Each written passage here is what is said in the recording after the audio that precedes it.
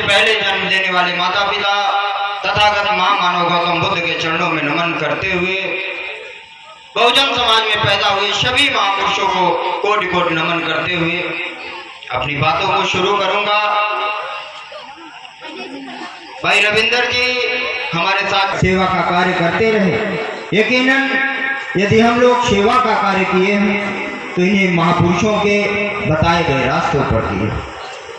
आज संत शिरोमणि रविदास जी की जयंती पर हम आप यहाँ इकट्ठा हुए हैं तो सबसे घरों से निकलकर अपने पूर्वजों की यादों में आप लोग बैठे। मंच पर मंचासीन हमारे अतिथिगण भाई नेताजी रमेश जी हैं, मैं इनको लगातार सुनता रहता हूँ।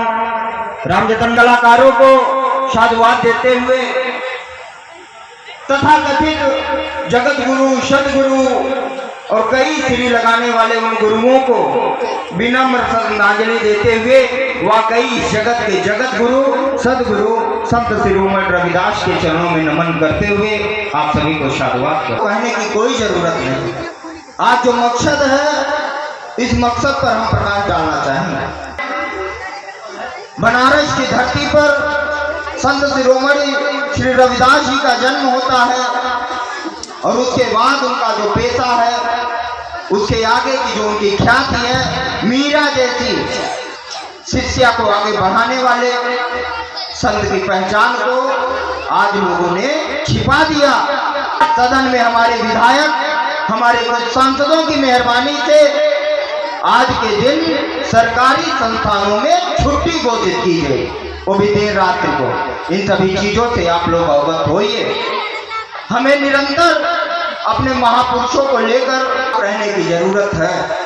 लगातार सदन से लेकर सड़क तक वो लोग हमारे महापुरुषों को, हमारे महापुरुषों की विचारधारा को मिटाने के लिए लगे हैं, जो हमारे समाज, हमारे बढ़ रहे हो रहे उत्थान से जिन्हें दिक्कत है वो लगातार हमारे महापुरुषों के साथ खेल रहे हैं। चाहे फिर वह देश के गृह मंत्री हो जो सदन में अंबेडकर कहकर चिल्ला रहे हो, चाहे फिर आज प्रदेश में बनी सरकार हो जो हमारे महापुरुषों को लेकर थोड़ी भी सक्रिय नहीं है।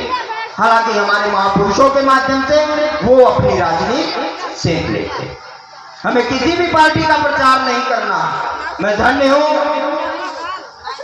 सम्राट अशोक महान के इतिहास को पढ़कर, मैं धन्य हूँ माता सावित्रीबाई फुले।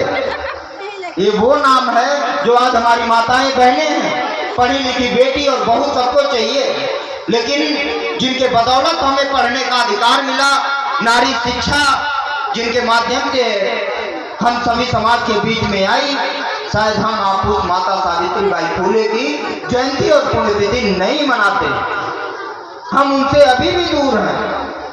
तो मैं सभी से निवेदन करूंगा, माता सावित्रीबाई फुले को पढ़िए, राष्ट्रपिता ज्योतिबा फुले को पढ़िए, संत रविदास को पढ़िए, आप लोग बाबा साहब बी आर अम्बेडकर को पढ़िए, सम्राट अशोक महान को पढ़िए, पेरियार ललई सिंह यादव को पढ़िए, पेरियार ईवी रामास्वामी नायकर को पढ़िए। इन्हीं सभी बहुजन विचारकों ने हमारे देश में जो क्रांति लाई, इन्हीं क्रांति दूतों पर चलकर जिस तरीके से मानवर कांतीराम साहब ने संघर्ष किया और 4-4 बार आपको आपके समाज की बहन कुमारी मायावती जी को सरकार में लाने का कार्य किया और सरकार में आकर आज अम्बेडकर नगर जिसका तहसीलदार है, मैं प्रचार नहीं कर रहा हूँ लेकिन यह यकीनन कह रहा हूँ कि आज यह जिला है और जिले में बनी हुई हर एक इमारत बहन कुमारी मायावती की देन। आज मेडिकल कॉलेज की बात हो या इंजीनियरिंग कॉलेज की बात हो, आज कांतीराम आवास की बात हो या कलेक्ट्रेट की बात हो, तहसील की बात हो या थानों की बात हो, एक एक ईंट बसपा शासन में लगी है, इससे कोई नकार नहीं सकता।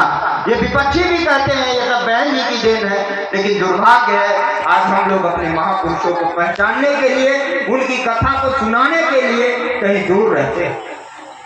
लगातार बी आर अम्बेडकर की जयंती हो, पेरियार ललई सिंह यादव की जयंती हो, ईवी रामास्वामी नायकर की जयंती हो, माता सावित्रीबाई फुले की जयंती हो, ऐसे जयंतियों में लगातार मैं शिरकत करता हूँ। लोगों से निवेदन करता हूँ कि हमारी माताएं बहनें, हमारे पुरुष और हमारे नन्हे मुन्ने जो बच्चे हैं इन लोगों को, अपने महापुरुषों को पढ़ाने की जरूरत है। यदि आप लोग इससे वंचित रह जाएंगे तो ये बच्चे आप सम्मान से वंचित रह जाएंगे, शिक्षा से वंचित हो जाएंगे और अंत में वैसा सम्मान, वैसे पद और प्रतिष्ठा नहीं पा पाएंगे जो इस समय सरकार की नीति चल रही है। तो आप भूल जाइए कि आपके बच्चे नौकरी करेंगे।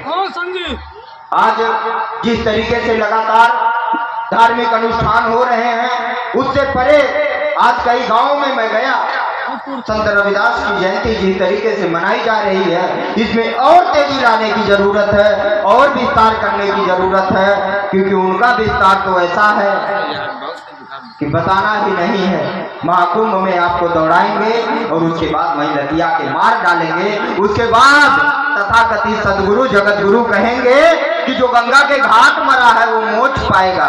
उन लोगों को मोक्ष पता नहीं कब मिलेगा। हमको तो मोक्ष और परोपकार सम्मान देने वाले बाबा साहब और संत शिरोमणि रविदास हैं। इस बात को हमें जानने की जरूरत है। कई सारी बातें आप सभी के बीच में कहने आया। भाई रविंदर भाई से हमारा बहुत खास परिचय 6-7 वर्षों से रहा। बगल का हूँ, यहाँ मुझे चुनाव नहीं लड़ना, यहाँ मुझे वोट नहीं मांगना, लेकिन हमारी ये निजी इच्छा है कि ये जो समाज है जिसको लोगों ने बांटा, बाबू जगदेव प्रसाद कुशवाहा जो बिहार ले रहे थे, उनका जो नारा था 100 में 90 शोषित हैं, शोषितों ने ललकारा है, धन धरती और राजपाट में 90 भाग हमारा है, 10 का शासन 90 पर नहीं चलेगा, नहीं चलेगा।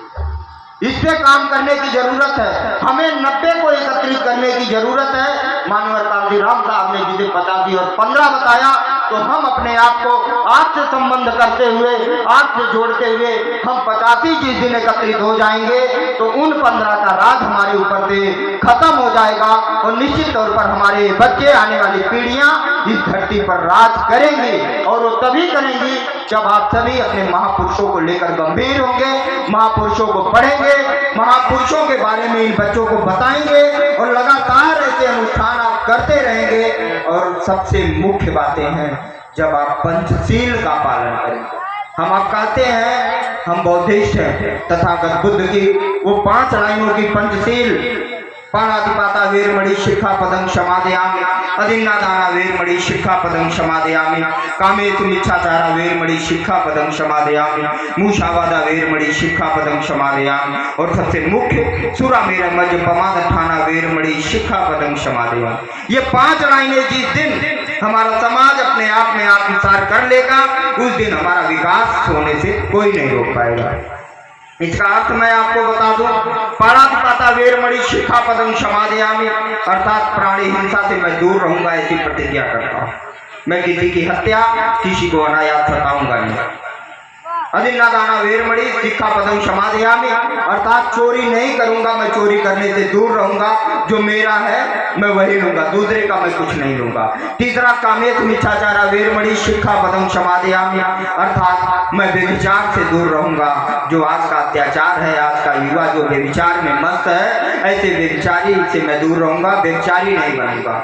मूषावादा वेरमणि शिक्षापदं क्षमादयामि, अर्थात मैं सदा सत्य बोलूंगा, मैं झूठ से दूर रहूंगा। और चौथा जो मुख्य लाइनें हैं जिससे आज आबकारी विभाग बहुत कमाई कर रहा, जो नेताजी कहे राकेश पांडे का ठेका खुला हुआ है, तो सुरा मेरे मध्य पमाद थाना वेरमणि शिक्षापदं क्षमादयामि, अर्थात कच्ची और पक्की शराब के साथ नशीली पदार्थ के सेवन से मैं दूर रहूंगा, ऐसी प्रतिज्ञा करता हूँ। आप बताइए, जो व्यक्ति प्राणी हिंसा से दूर रहे, चोरी ना करे, सदा सत्य बोले और दारू शराब ना पिए, ऐसे व्यक्ति से किसी माता बहन को तकलीफ होगी क्या? वो किसी प्रकार का दुराचार करेगा क्या? और ये चीजें जब हमारे समाज में आ जाएंगी तो निश्चित तौर पे हमारा समाज ऊंचाई पर होगा और वो जो मुझे आज नीचा दिखा रहे हैं वो कहीं ऐसे नीचे बैठे होंगे।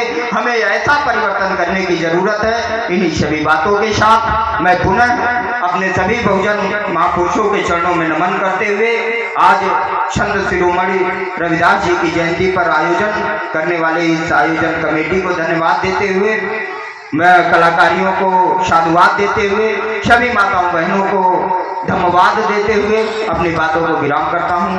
बहुत बहुत धन्यवाद। नमो बुद्धाय, जय भीम।